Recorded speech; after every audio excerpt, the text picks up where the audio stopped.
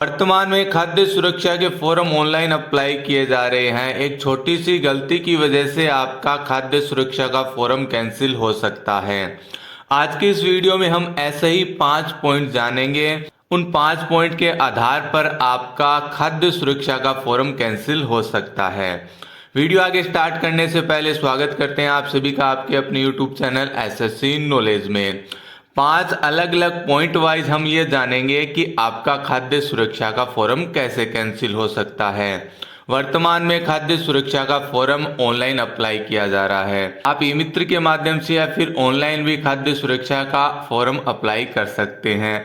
अगर आपका खाद्य सुरक्षा का फॉर्म अप्रूव हो जाता है तो आपको राशन कार्ड से राशन सामग्री प्रतिमाह मिलने लग जाएगी। लेकिन राशन सामग्री आपको तभी मिलेगी जब आपका फॉर्म अप्रूव होगा।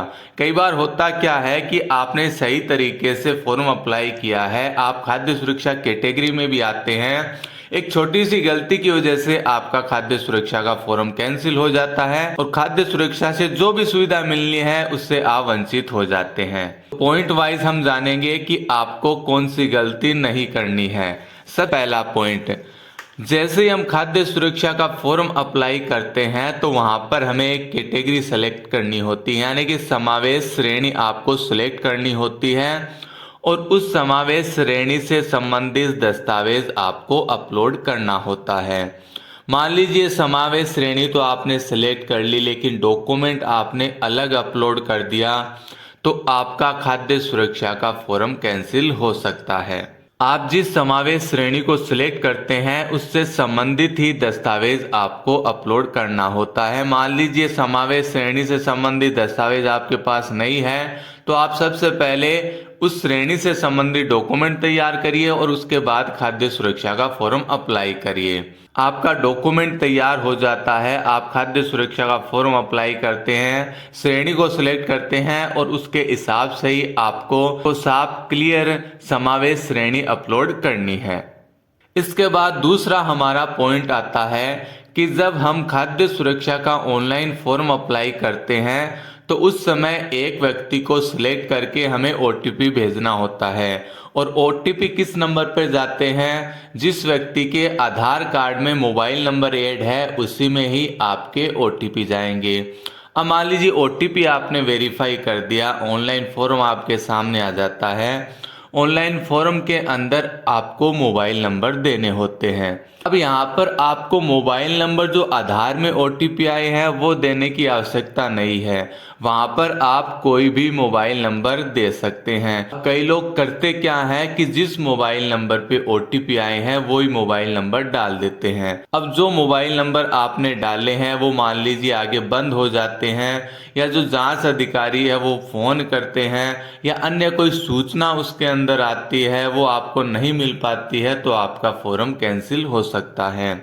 तो फॉर्म फिलअप करते समय आपको ऐसे मोबाइल नंबर देने हैं जिसमें जो भी मैसेज आए वो मैसेज आप आसानी से पढ़ सके, आपके फ़ोन में रिचार्ज रहे, हमेशा फ़ोन एक्टिव रहे। वही मोबाइल नंबर आपको खाद्य सुरक्षा फॉर्म भरते समय डालने हैं। आपने फॉर्म भरते समय ओटीपी वेरीफाई किया है, वो मोबाइल नंबर डालने की आवश्यकता नहीं है, कोई भी मोबाइल नंबर आप डाल सकते हैं। इस बात का आपको विशेष ध्यान में रखना है जिससे आपके खाद्य सुरक्षा से संबंधित जो भी सूचना आएगी वो आपको मैसेज के रूप में मिलती रहेगी। इसके बाद हमारा तीसरा पॉइंट आता है कि कई निष्कासन श्रेणियां दी गई है, यानी आप निष्कासन श्रेणी की कैटेगरी में आते हैं तो आपको खाद्य सुरक्षा का फॉर्म अप्लाई नहीं करना है। आप निष्कासन श्रेणी में आते हैं, फॉर्म अप्लाई करते हैं, समय बर्बाद होता है, पैसे भी लगते हैं और लास्ट में आपका फॉर्म कैंसिल हो जाता है। तो सबसे पहले आपको चेक करना है कि कौन सी निष्कासन श्रेणी है। जब आप ऑनलाइन आवेदन करेंगे तो आपको नीचे लिस्ट मिल जाएगी कि अगर आप इस कैटेगरी में आते हैं तो आपका फॉर्म कैंसिल हो सकता है। मान लीजिए आगे आपका फॉर्म अप्रूव भी हो जाता है तो 27 रुपये किलो के हिसाब से आपको सरकार को पैसे देने होंगे। तो सबसे पहले आप निष्कासन कैटेगरी चेक कर लीजिए, क्योंकि होता क्या है कि आजकल सारे डॉक्यूमेंट ऑनलाइन हैं। सारे डॉक्यूमेंट ऑनलाइन होने की वजह से निष्कासन श्रेणी आसानी से पकड़ में आ जाएगी। तो अगर आप उन कैटेगरी में आते हैं तो आपको खाद्य सुरक्षा का फॉर्म नहीं भरवाना है, इस बात का आपको ध्यान में रखना है। अब चौथा पॉइंट आता है हमारा, हमने फॉर्म तो सबमिट कर दिया, सबमिट करने के बाद वो संबंधित ऑफिस में जाएगा, वहां से उस फॉर्म को आपको वेरीफाई करवाना है। मान लीजिए पिछले जो 2022 में फॉर्म अप्लाई किए थे उसी तरीके की प्रोसेस अगर होती है तो सबसे पहले आपको एसडीएम ऑफिस में फॉर्म को वेरीफाई करवाना है। उसके बाद जो सेकंड लेवल के जांच अधिकारी हैं उनसे आपको फॉर्म को वेरीफाई करवाना होगा। मान लीजिए आप फर्स्ट लेवल पर फॉर्म वेरीफाई करवा लेते हैं तो फिर सेकंड लेवल पर वो फॉर्म जाएगा।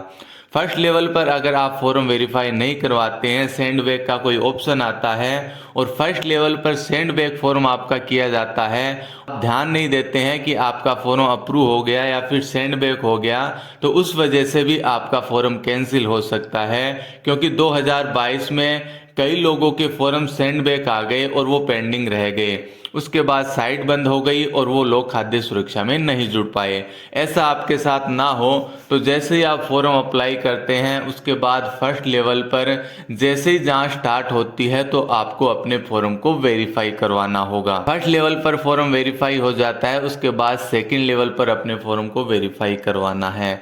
ये दोनों काम आप करवा लेते हैं, राशन कार्ड खाद्य सुरक्षा में जुड़ जाएगा। के बाद पांचवा पॉइंट आता है रीसबमिट और सेंड बैक का। जो फॉर्म स्टार्ट हो रहे हैं उसमें सेंड बैक का और रीसबमिट का ऑप्शन नहीं आ रहा है। आगे मान लीजिए फॉर्म को अपडेट किया जाए, वेबसाइट को अपडेट किया जाए, सेंड बैक का ऑप्शन आ जाता है, तो आपको समय समय पर अपने फॉर्म का स्टेटस चेक करना है। फॉर्म का स्टेटस आप चेक करते रहिए। अगर वो सेंड बैक आता है और सेंड बैक का ऑप्शन स्टार्ट हो जाता है तो जो भी कमी है डॉक्यूमेंट की उसे आप तुरंत रीसबमिट करिए। अगर सेंड बैक आता है, आप फॉर्म को ध्यान में नहीं रखते, फॉर्म का स्टेटस चेक नहीं करते तो आपका फॉर्म पेंडिंग ही रह जाएगा और आप खाद्य सुरक्षा में नहीं जुड़ पाएंगे। तो समय समय पर अपने फॉर्म का स्टेटस भी आपको चेक करते रहना है। जो आपके राशन कार्ड नंबर है उस राशन कार्ड नंबर के जरिए आप अपने फॉर्म का स्टेटस चेक कर सकते हैं। तो मैंने आपको ये 5 पॉइंट बता दिए हैं। इन 5 पॉइंट की वजह से आप खाद्य सुरक्षा से वंचित रह सकते हैं, खाद्य सुरक्षा में नहीं जुड़ पाएंगे।